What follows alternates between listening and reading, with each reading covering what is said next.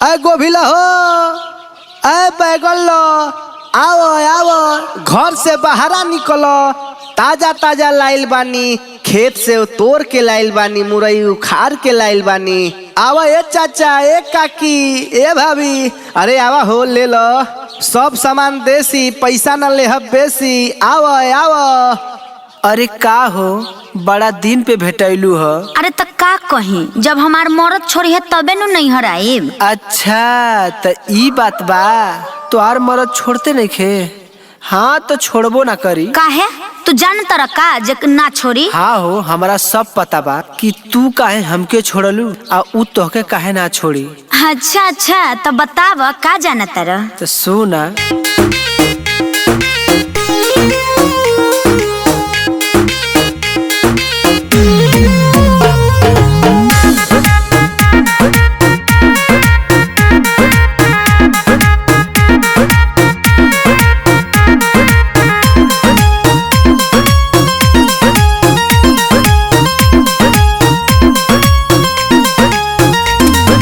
बड़ा खुश होई तू हमारा के छोड़ के, पैसा वाला मर्द से रिश्ता तू जोड़ के।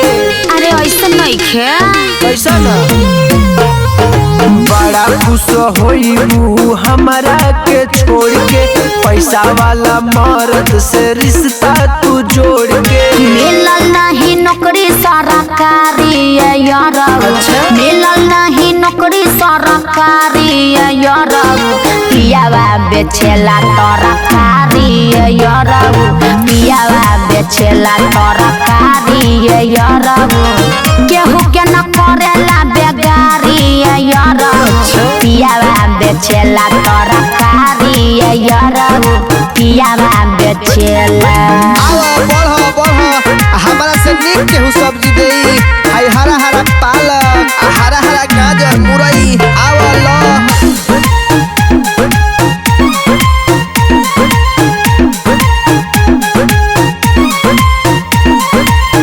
रहेले घरे रोजा करेले प्यार हो।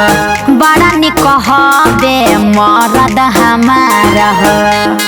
बुझत नु बड़ी माने ले। रोज के कमाई कुल खैले में जाला, बैंक बैलेंस न बाइए बुझाला। घर बनैले बड़े भारी यार। घर बनैले बड़े भारी यार। पियावा बेचेला तरकारी यार। पियावा बेचेला तरकारी यार। पियावा बेचेला।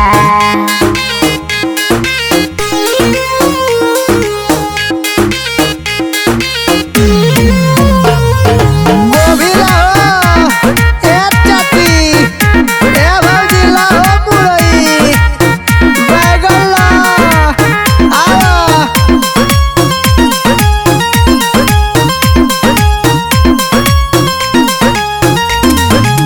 मन जोग मिल गईले सोनू सारा गम हो। उनका संगे न बा कोनो गम हो। अरे बड़ी मान जान करेले। प्यार का प्यार होला, दिल से न जाला। तो हर तो याद हमके बड़ा बुझाला। करम शादी कल कहतारी यार। ना। करम शादी कल कहतारी यार। पियावा बेचेला तरकारी यार। पियावा बेचेला तरकारी यार। पियावा बेचेला। हम तो रिक्शा चलौते बानी।